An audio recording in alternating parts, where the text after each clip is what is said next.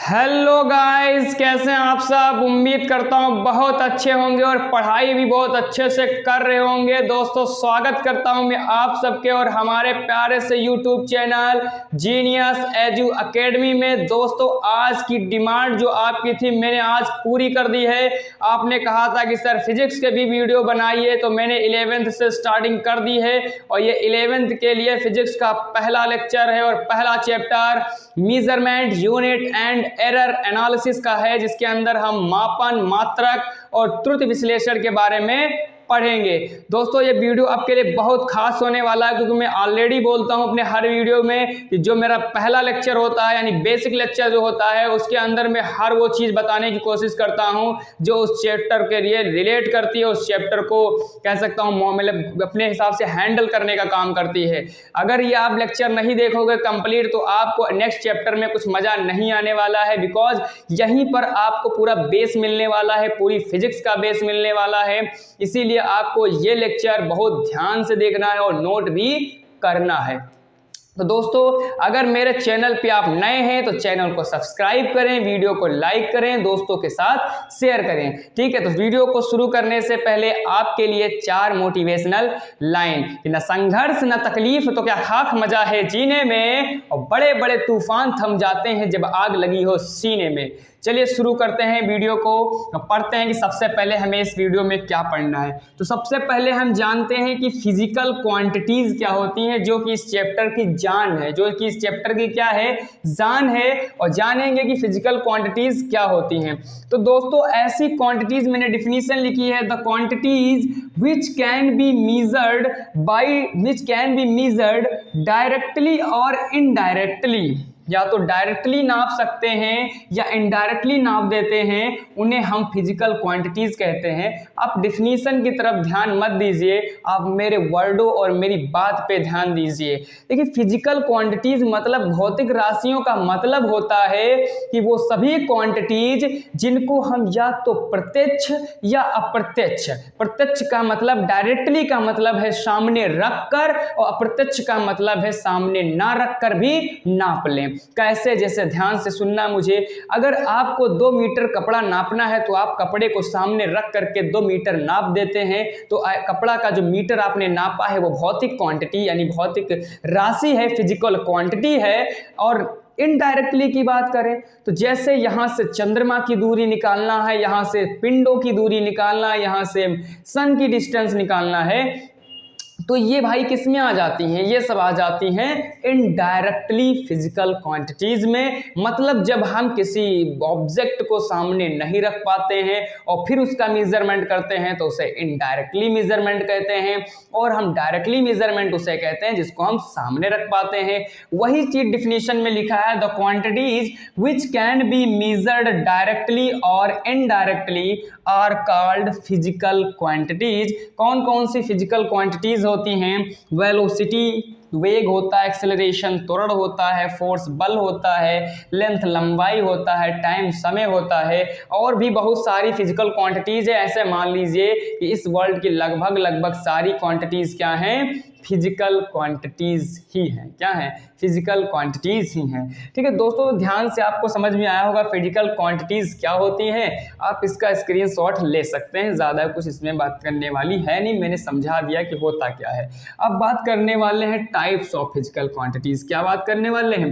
Types of physical quantities क्या होती हैं। बहुत ही इंपॉर्टेंट लेक्चर है, आप ध्यान से इसे ऑनलाइन ही देखिए ताकि आपको अच्छे से समझ में आए। अब देख लेते हैं types of physical quantities. Types of, या इससे पहले मैं एक चीज़ और आपको समझा ही देता हूं तो ज़्यादा अच्छी बात है कि फिजिकल क्वांटिटी तो समझ में आ गया, अब समझ लेते हैं थोड़ा यूनिट ऑफ फिजिकल क्वांटिटी। ये बढ़िया रहेगा, अगर यही समझ लेंगे तो ज़्यादा अच्छा हमको लेक्चर में और चीज़ें सीखने को मिल जाएंगी। यूनिट्स ऑफ फिजिकल क्वांटिटीज, हमको ये पता चला कि यार भाई फिजिकल क्वांटिटीज़ क्या होती है ये तो हम समझ गए, लेकिन यूनिट्स ऑफ फिजिकल क्वांटिटीज़ क्या हैं, इस पर विशेष ध्यान की देने की बात है।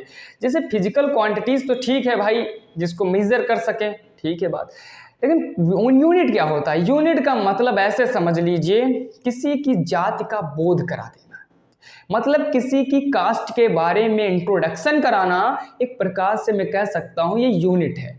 क्या है? यूनिट। जैसे मैंने कहा 2, तो आप समझ नहीं पा रहे व्हाट इज 2, 2 क्या है। मैंने कहा 2 किलोग्राम, और तुरंत समझ गए कि सर मास की बात कर रहे हैं। किसकी बात कर रहे हैं? मैंने कहा 2 सेकेंड, तुमने कहा समझ गए सर आप टाइम की बात कर रहे हैं।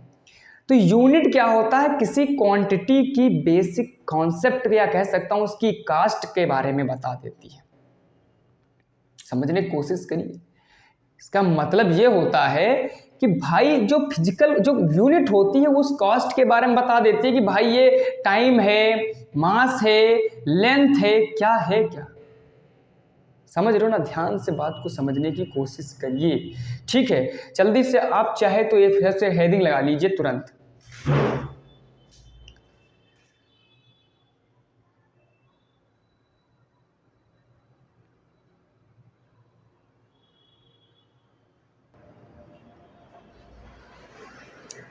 हाँ, आपने समझा कि हमने अभी बताया आपको कि यूनिट का मतलब है किसी क्वांटिटी के बारे में कंप्लीट जानकारी देना।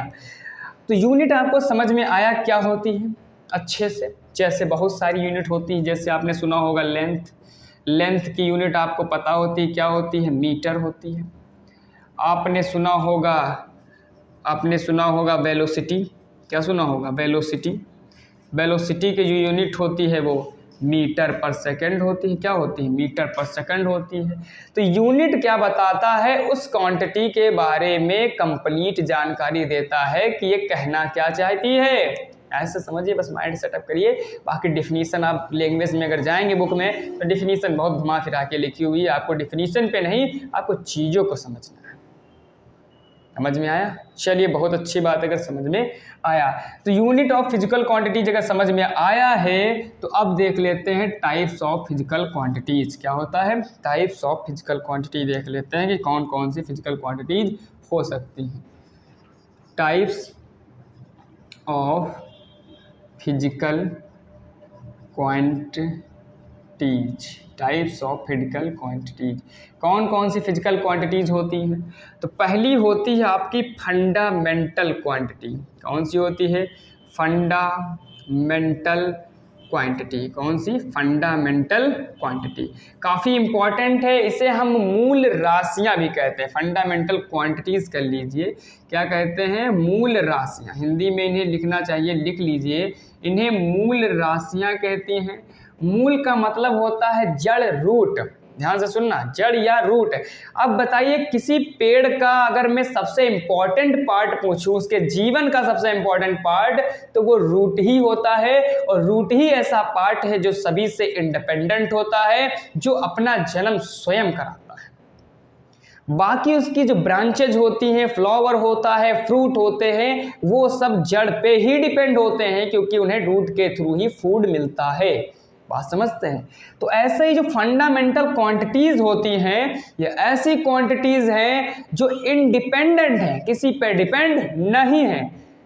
मतलब इन्हें किसी की मदद से नहीं बनाया गया, इनका खुद का अस्तित्व है, किसी के ऊपर डिपेंड नहीं है, ये खुद पैदा हुई हैं और जो बचती हैं वो इनसे पैदा हुए हैं। मतलब फंडामेंटल क्वांटिटीज जो ऐसी क्वांटिटीज को कहते हैं जो इंडिपेंडेंट होती हैं, जो खुद से बनी है, किसी से नहीं बनी है। समझ में आया?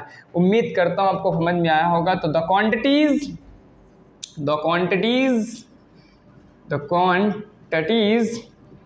विच आर इंडिपेंडेंट, जो एक दूसरे से क्या होती हैं? इंडिपेंडेंट होती हैं, उन्हें क्या बोलते हैं? फंडामेंटल क्वांटिटीज बोलती हैं। Which are independent to each other, एक दूसरे से इंडिपेंडेंट होती है। उम्मीद करता हूँ समझ में आया होगा। बिल्कुल। अब इनकी संख्या क्या होती है? अब भाई नंबर ऑफ, इनकी संख्या भी कुछ होती होगी। तो आपको बता दें, फिजिक्स में नंबर ऑफ फंडामेंटल क्वांटिटीज जो है वो 7 है। कितनी पढ़नी है हमको? 7 पढ़नी है। कौन कौन सी पढ़नी है? चलिए आप इसका स्क्रीनशॉट लीजिए, हम बताते हैं कौन कौन सी पढ़नी है। तो पहली आपको फंडामेंटल जो क्वांटिटी पढ़नी है वो होती है लेंथ। क्या होती है? लेंथ। यानी फंडामेंटल क्वांटिटी में पहली कौन आती है? लेंथ आती है। इसी को हम लोग डिस्टेंस भी कह देते हैं, हिंदी में दूरी भी कह देते हैं। दूसरी होती है मास। दूसरी कौन सी होती है? मास, द्रव्यमान जिसे कहते हैं। तीसरा होती है टाइम, जिसे समय भी कहते हैं। चौथी होती है टेम्परेचर। कौन सी होती है? टेम्परेचर, जिसे हम ताप भी कहते हैं। क्या कहते हैं? ताप कहते हैं। पांचवी होती है, टेम्परेचर के बाद जो पांचवी आती है उसे हम करंट कहते हैं, या इलेक्ट्रिसिटी भी कह सकते हैं। इलेक्ट्रिक करंट भी लिख सकते हैं आप। क्या लिख सकते हैं? इलेक्ट्रिक करंट भी कहते हैं। छठी फंडामेंटल क्वांटिटी जो होती है वो होती है लाइट इंटेंसिटी। कौन सी होती है? लाइट इंटेंसिटी, ज्योति तीव्रता। क्या बोलते हैं? ज्योति तीव्रता। सातवीं होती है मॉलिक्यूलर वेट ऑफ, या molecular weight of substance. Molecular weight of substance, पदार्थ की आणविक मात्रा। सब्सटेंस, पदार्थ की आणविक मात्रा। तो हमारे पास टोटल 7 कौन सी फंडामेंटल क्वांटिटी है? Length, mass, time, temperature, electric current, light intensity, molecular weight of substance.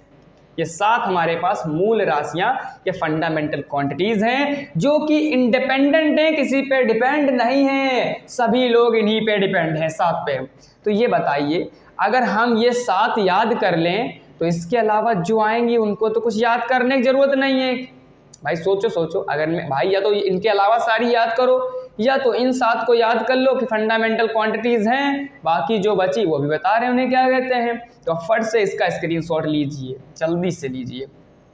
ले लिए, बहुत अच्छी बात है। आप लोग चीज़ों को समझिए, नोट करते रहिए जल्दी जल्दी। अब लगाइए फंडामेंटल। अब उसी को अगर फंडामेंटल क्वांटिटीज़ हैं तो उनकी यूनिट भी तो होंगी। भाई यूनिट क्या होता है उसके बारे में कंप्लीट जानकारी देता है। तो अगला हेडिंग रहेगा फंडामेंटल यूनिट्स। क्या रहेगा? फंडामेंटल यूनिट्स, या इसी को कहते हैं मूल मात्रक। क्या कहते हैं? मूल मात्रक कहते हैं।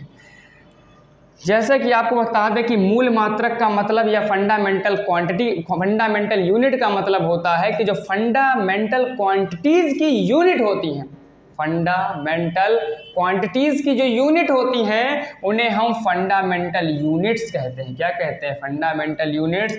लेंथ है तो इसकी क्या होती है फंडामेंटल यूनिट? तो याद रखना, लेंथ की फंडामेंटल यूनिट मीटर होती है। मास की फंडामेंटल यूनिट किलोग्राम होती है। क्या होती है? किलोग्राम होती है। टाइम की फंडामेंटल यूनिट सेकंड होती है। क्या होती है? सेकंड होती है। टेम्परेचर की फंडामेंटल यूनिट केल्विन होती है। क्या होती है? केल्विन। इलेक्ट्रिक करंट की फंडामेंटल यूनिट एम्पियर होती है। क्या होती है? एम्पियर होती है। लाइट इंटेंसिटी की फंडामेंटल यूनिट कैंडेला होती है। क्या होती है? कैंडेला। और इस सब्सटेंस की फंडामेंटल यूनिट मोल होती है। क्या होती है? मोल होती है। तो 7 फंडामेंटल क्वांटिटीज हैं तो उनके 7 फंडामेंटल यूनिट्स भी एग्जिस्ट करेंगे। आया मजा? नोट करिए, जल्दी से स्क्रीनशॉट लीजिए इसका। उम्मीद करता हूं समझ में आया होगा। चलिए, फंडामेंटल क्वांटिटीज और फंडामेंटल यूनिट के बाद क्या हम देखने वाले हैं? भाई 2 तरह के हमने बताया फंडामेंटल क्वांटिटीज होती हैं। पहली हो गई फंडामेंटल क्वांटिटीज। फिजिकल क्वांटिटीज 2 तरीके की होती हैं, एक फंडामेंटल क्वांटिटीज और दूसरी होती है डेराइव्ड क्वांटिटीज। इन्हें हिंदी में कहते हैं व्युत्पन्न राशियां। क्या कहते हैं? व्युत्पन्न राशियां भी कहते हैं। किन्हें? डेराइव्ड क्वांटिटीज को। व्युत्पन्न का मतलब होता है जो दूसरे से उत्पन्न किया गया हो। डेराइव्ड का भी मतलब यही होता है जो दूसरे की मदद से बनाया गया हो। तो जितनी भी क्वांटिटीज हैं, the quantities which are independent, the quantities which are dependent to other quantities, या मैं ये कह सकता हूँ टू फंडामेंटल क्वांटिटीज। फंडामेंटल पे भी डिपेंड हो सकती हैं। टू फंडामेंटल क्वांटिटीज, ऐसा लिख लीजिए तो ज़्यादा सही। मतलब ये क्वांटिटीज़ क्या होती हैं? फंडामेंटल क्वांटिटीज़ पे डिपेंड होती हैं। एग्जाम्पल इनके बहुत सारे हो सकते हैं, उन 7 को छोड़कर जो भी हैं वो सब इसी के एग्जाम्पल हैं।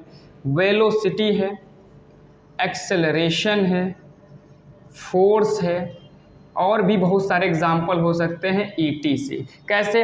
आपको पता है वेलोसिटी इज इक्वल टू होता है डिस्टेंस अपॉन टाइम। क्या होता है? डिस्टेंस अपॉन टाइम होता है।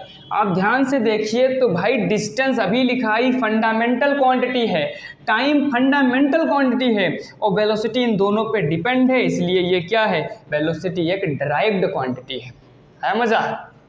नोट करिए फटाक से, बिल्कुल देर ना करिए, तुरंत डिराइव्ड क्वांटिटीज स्क्रीनशॉट लीजिए, तुरंत मज़ा आ जाएगा बिल्कुल।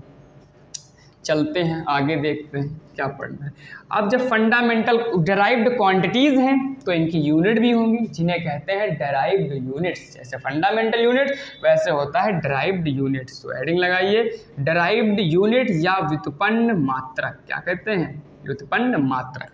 तो कुछ नहीं, जो डिराइव्ड क्वांटिटीज़ होती हैं तो उनकी जो यूनिट होती है उन्हीं को डिराइव्ड यूनिट कहते हैं, उन्हीं को डिराइव्ड यूनिट कहते हैं। जैसे मैं लिखूं वेलोसिटी। वेलोसिटी क्या है? अभी मैंने बताया कि वेलोसिटी क्या है? वेलोसिटी एक डिराइव्ड क्वांटिटी है, उसकी यूनिट होती है मीटर पर सेकंड।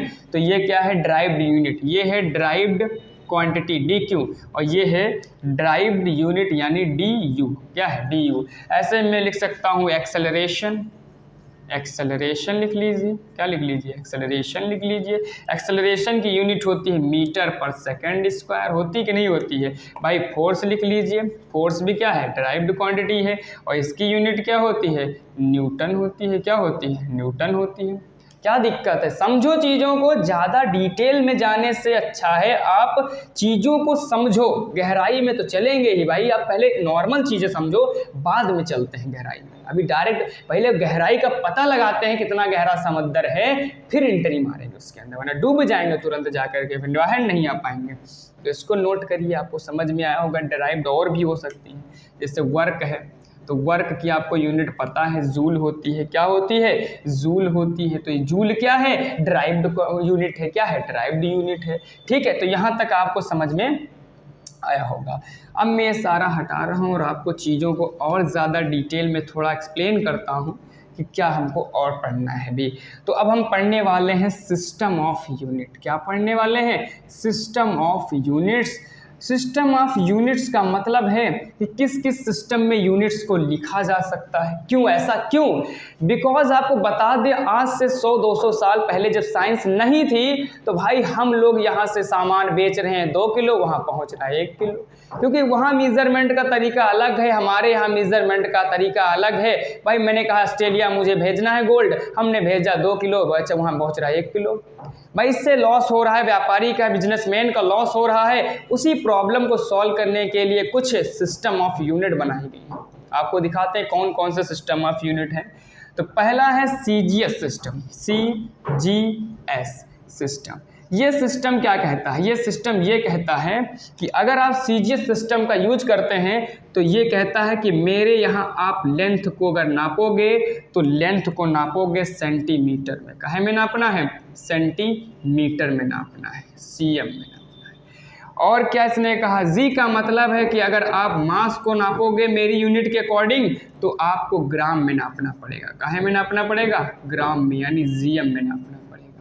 और इसने कहा अगर टाइम को नापोगे मेरे अकॉर्डिंग तो टाइम को नापोगे सेकंड में। काहे में नापोगे? सेकंड में। सेकंड को शॉर्ट फॉर्म में SEC सेक लिखते हैं। ठीक है, तो CGS सिस्टम कहती है कि लेंथ को हम सेंटीमीटर में नापते हैं, मास को हम ग्राम में नापते हैं, टाइम को हम सेकंड में नापते हैं। ये कौन कहता है?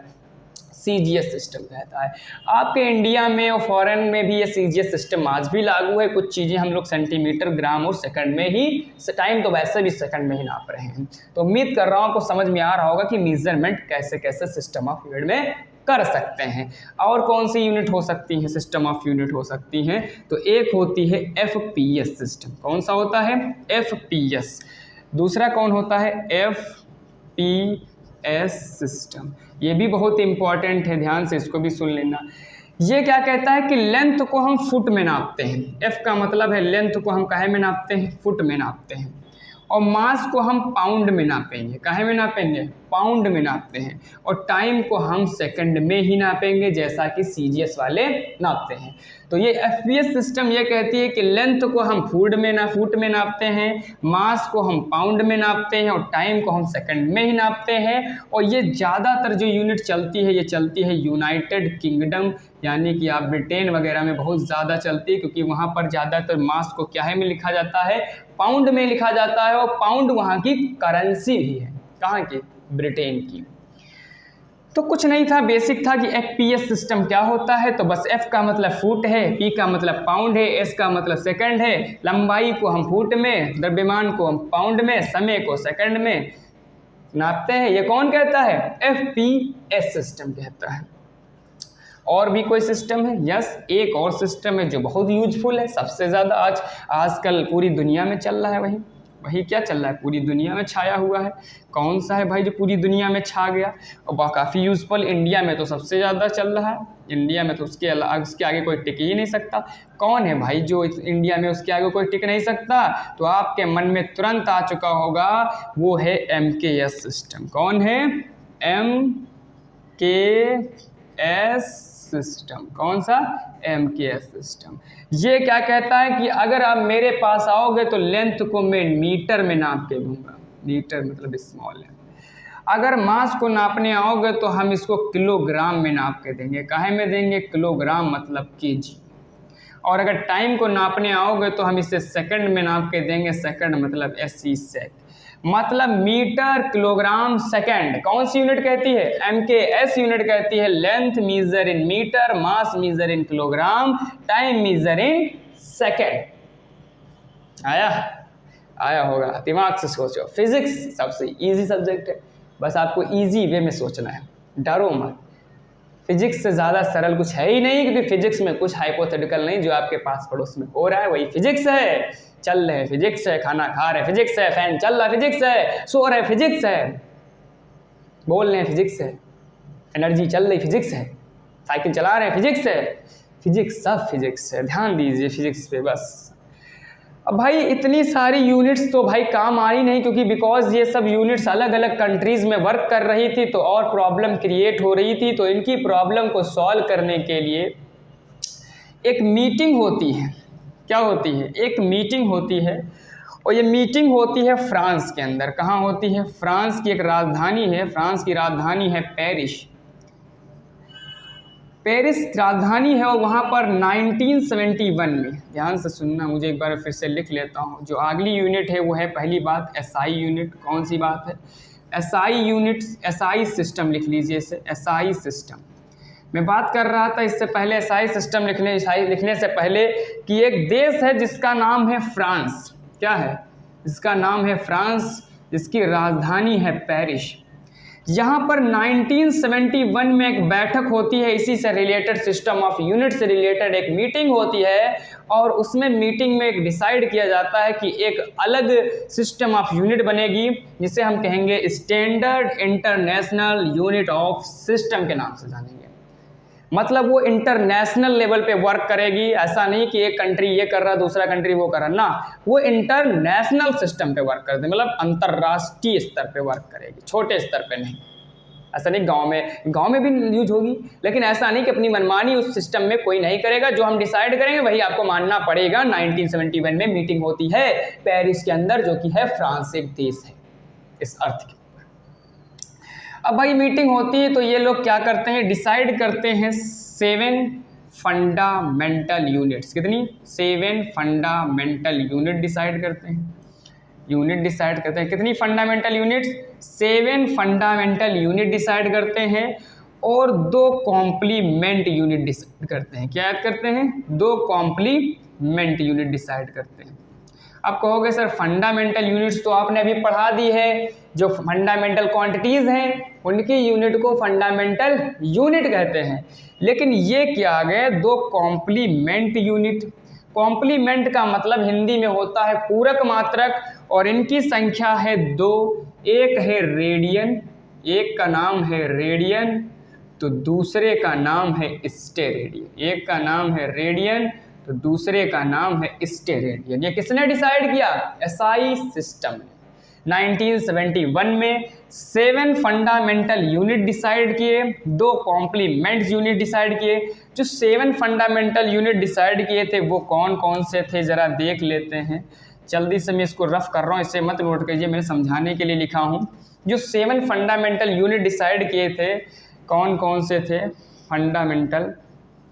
Fundamental units decided by SI system के द्वारा। कितनी? 7 डिसाइड हुई थी। पहली कौन सी थी, दूसरी क्या थी, तीसरी क्या थी, चौथी, पांचवी, छठी और ये 7वीं। पहली इन्होंने डिसाइड की थी मीटर। किसको डिसाइड किया? मीटर। दूसरी डिसाइड की किलोग्राम। किसको डिसाइड किया? किलोग्राम। तीसरी डिसाइड की थी सेकंड। क्या है? सेकंड है। चौथी थी केल्विन। क्या है? केल्विन। अभी जो हमने पढ़ा है वही है। और 5वीं थी एम्पियर। कौन सी थी? एम्पियर थी। छठी थी कैंडेला। और 7वीं क्या थी? MOL, मोल। मीटर को शॉर्ट में आप लिख सकते हैं M, किलोग्राम को लिखते हैं kg और सेकंड को लिखते हैं SE, सेक।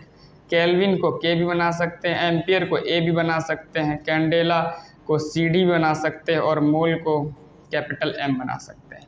अच्छा, ये मीटर को कभी कभी अगर आप लिखेंगे तो उसके डायमेंशन के फॉर्म में L से लिख सकते हैं और मास को जो होता है वो कैपिटल M से लिख देते हैं और जो सेकंड होता है इसे कैपिटल T से लिखते हैं। वो मैं एक चैप्टर जब पढ़ाऊंगा डायमेंशन चैप्टर पढ़ाऊंगा। क्या नाम है? डायमेंशन एनालिसिस चैप्टर, जो आपके है फिजिक्स में ही तीसरा चैप्टर है, वहाँ पढ़ेंगे कि LMT क्या है। ये डायमेंशन है, बस आप इसको मत नोट कर दीजिए। आप केवल इतनी बात ध्यान रखिए, आप इसे मत नोट करिए, कन्फ्यूजन मत करिए, मैं इसे हटा ही रहा हूँ।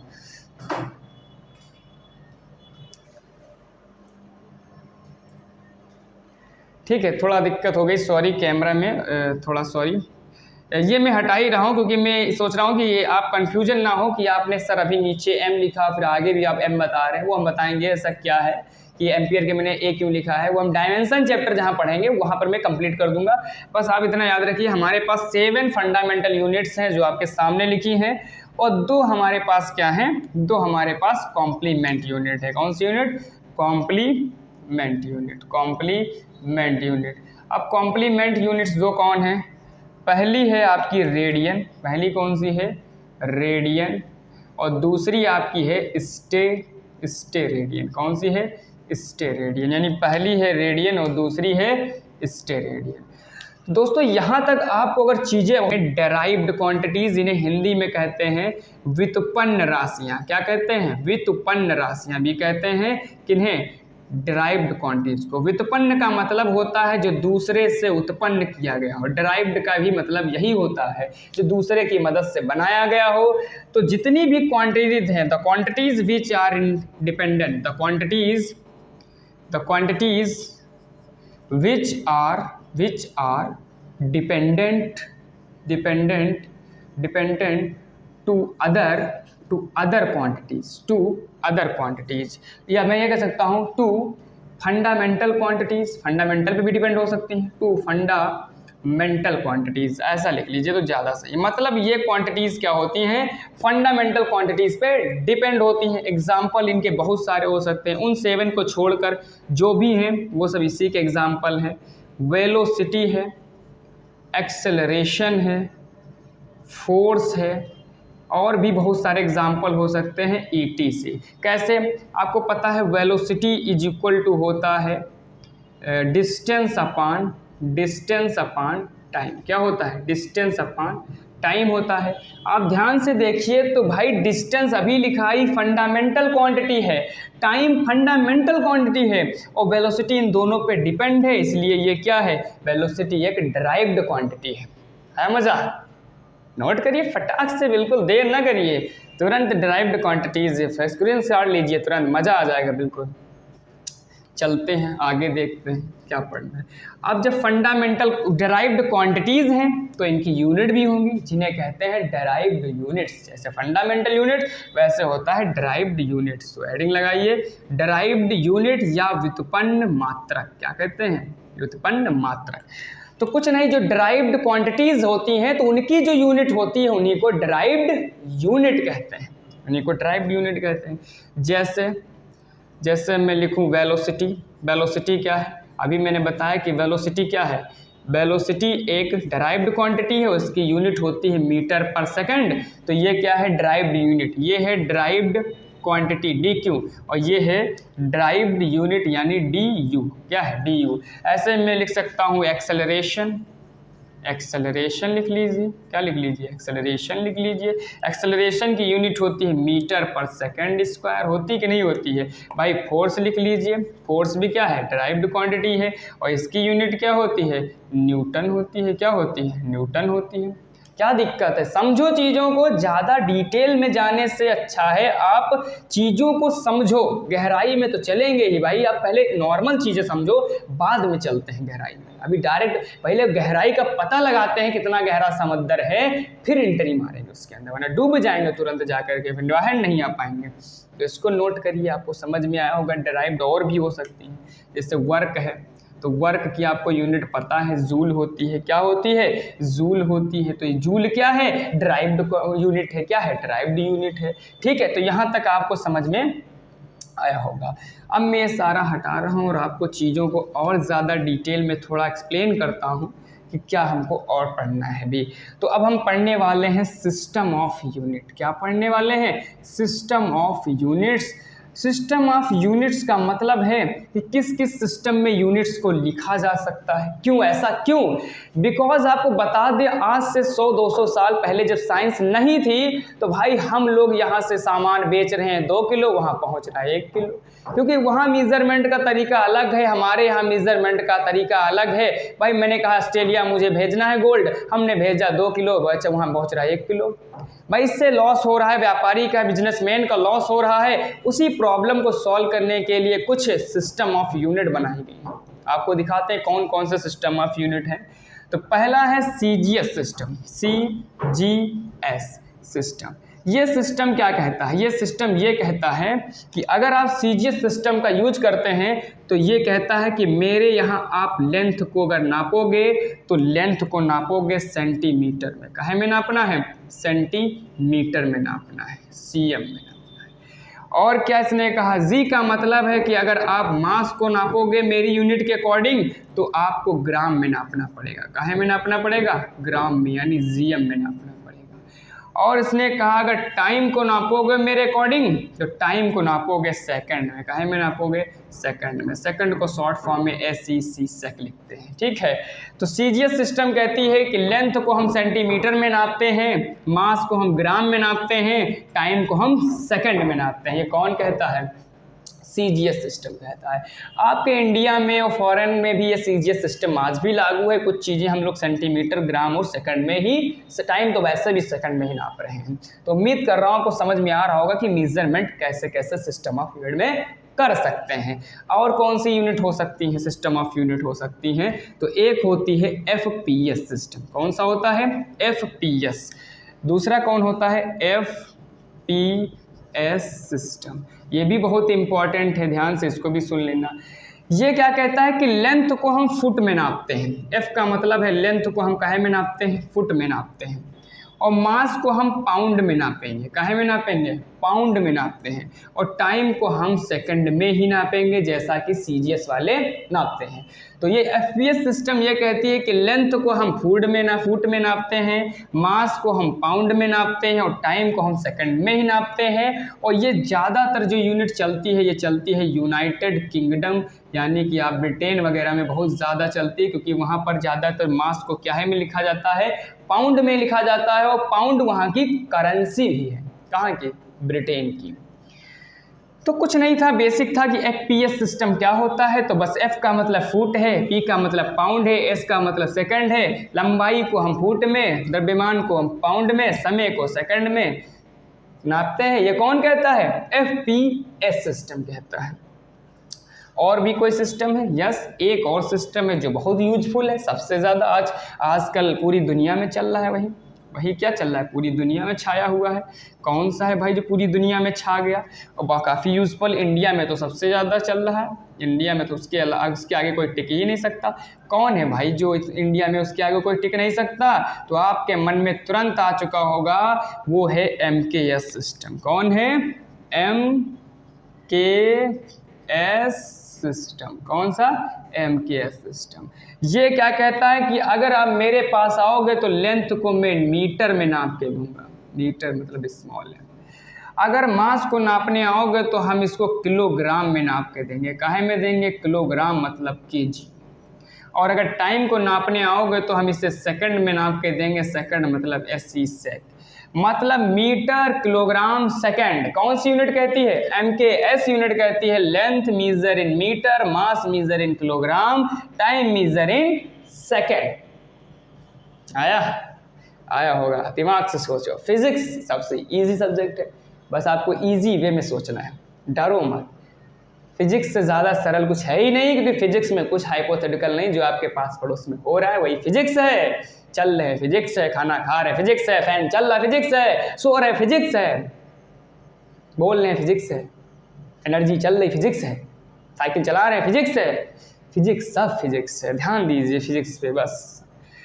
अब भाई इतनी सारी यूनिट्स तो भाई काम आ रही नहीं, क्योंकि बिकॉज ये सब यूनिट्स अलग अलग कंट्रीज़ में वर्क कर रही थी, तो और प्रॉब्लम क्रिएट हो रही थी। तो इनकी प्रॉब्लम को सॉल्व करने के लिए एक मीटिंग होती है।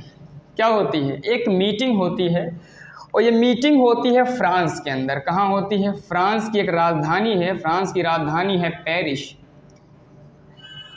पेरिस राजधानी है, और वहाँ पर 1971 में, ध्यान से सुनना, मुझे एक बार फिर से लिख लेता हूँ। जो अगली यूनिट है वो है पहली बात SI यूनिट। कौन सी बात है?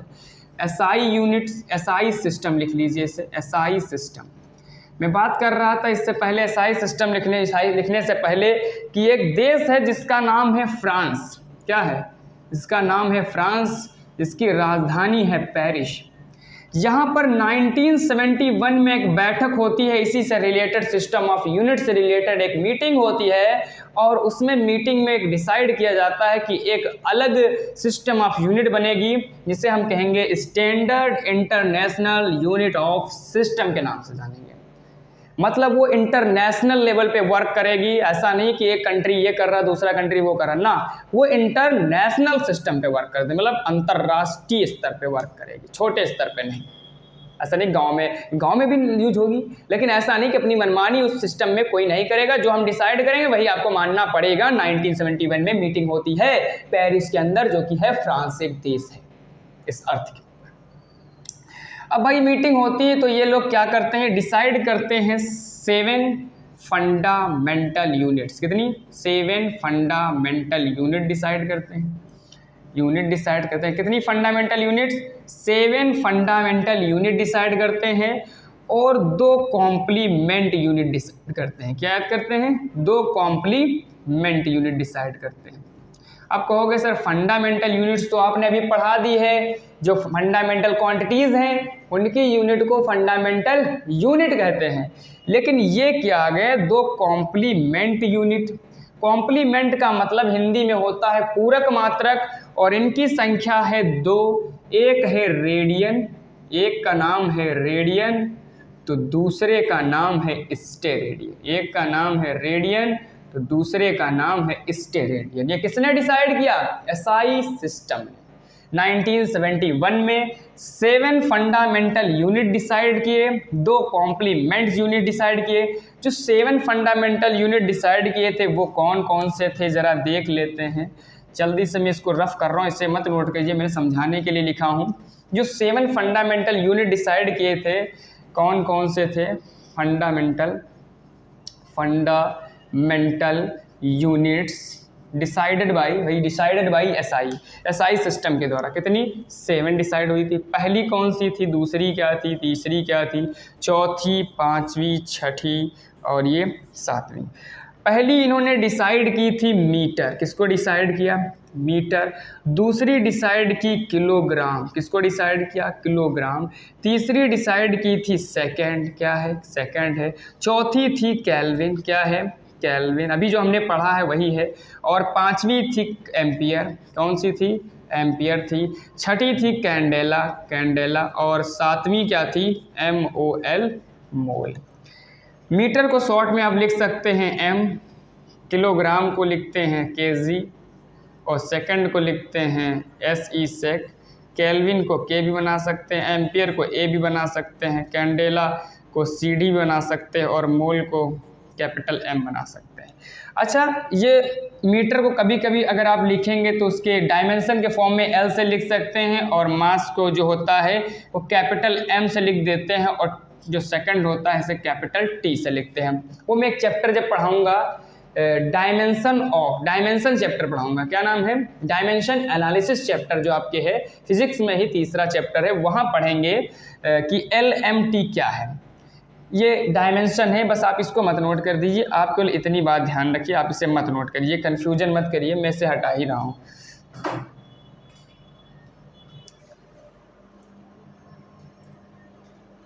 ठीक है, थोड़ा दिक्कत हो गई, सॉरी, कैमरा में थोड़ा सॉरी, ये मैं हटा ही रहा हूँ क्योंकि मैं सोच रहा हूँ कि ये आप कंफ्यूजन ना हो कि आपने सर अभी नीचे M लिखा फिर आगे भी आप M बता रहे हैं, वो हम बताएंगे ऐसा क्या है कि एम्पियर के मैंने A क्यों लिखा है, वो हम डायमेंशन चैप्टर जहाँ पढ़ेंगे वहाँ पर मैं कंप्लीट कर दूंगा। बस आप इतना याद रखिए, हमारे पास 7 फंडामेंटल यूनिट्स हैं जो आपके सामने लिखी हैं और 2 हमारे पास क्या हैं, 2 हमारे पास कॉम्प्लीमेंट यूनिट है। कौन सी unit, complement unit, complement unit. अब कॉम्प्लीमेंट यूनिट्स 2 कौन है, पहली है आपकी रेडियन, पहली कौन सी है, रेडियन, और दूसरी आपकी है स्टे रेडियन। कौन सी है, स्टे रेडियन, यानी पहली है रेडियन और दूसरी है स्टे रेडियन। दोस्तों यहाँ तक आपको अगर चीज़ें अच्छी लगी हों, अगर आप लोगों को बहुत अच्छे समझ में आया हो तो पहले तो आप स्क्रीनशॉट लीजिए। और दोस्तों ये मेरा पहला वीडियो था इसलिए मैं इसे बहुत लंबा नहीं कर रहा हूँ। मैं चाहता हूं कि आपका रिस्पांस कैसा है, क्या सच में मेरी बातें आपको समझ में आ रही हैं। अगर आपने कमेंट बॉक्स में लिखा कि सर आगे की वीडियो चाहिए तो मैं आपको नेक्स्ट वीडियोस दूंगा, बिकॉज़ अगर आपको मेरी बात समझ में ही नहीं आ रही तो कोई मतलब नहीं रहेगा कि मैं आपको मेहनत करके एक्सप्लेन करूंगा और को चीज़ें समझ ना सके तो क्या फ़ायदा है वीडियोस बनाने का। आप भी अपना टाइम दें, हम भी अपना टाइम दें, और आप चीज़ें समझ ना पा रहे हो तो कोई मतलब नहीं पढ़ाई करने का। तो उम्मीद करता हूं कि यहाँ तक जो कुछ मैंने बताया है वो आपके दिमाग में अच्छे से सेट हुआ होगा। वीडियो पर अगर नए हैं तो चैनल को सब्सक्राइब करेंगे, वीडियो को लाइक करेंगे, दोस्तों के साथ शेयर करेंगे दोस्तों, और कमेंट में बताएंगे कि वीडियो कैसा लगा। अगर आप लोगों का रिस्पांस इस वीडियो पे बेस्ट से बेस्ट रहा तो आने वाले दिनों में मैं पूरे फिजिक्स के बेस्ट से बेस्ट वीडियो इसी चैनल पे अपलोड करूंगा। और दोस्तों बता दूं कि इस भी चैनल के ऊपर आपको physics, chemistry, math as well as competition के वीडियोज भी अवेलेबल कराऊंगा। बस टाइम आने दीजिए, समय आएगा, अपना भी टाइम आएगा। तो मिलते हैं नेक्स्ट वीडियो में, तब तक के लिए जय हिंद।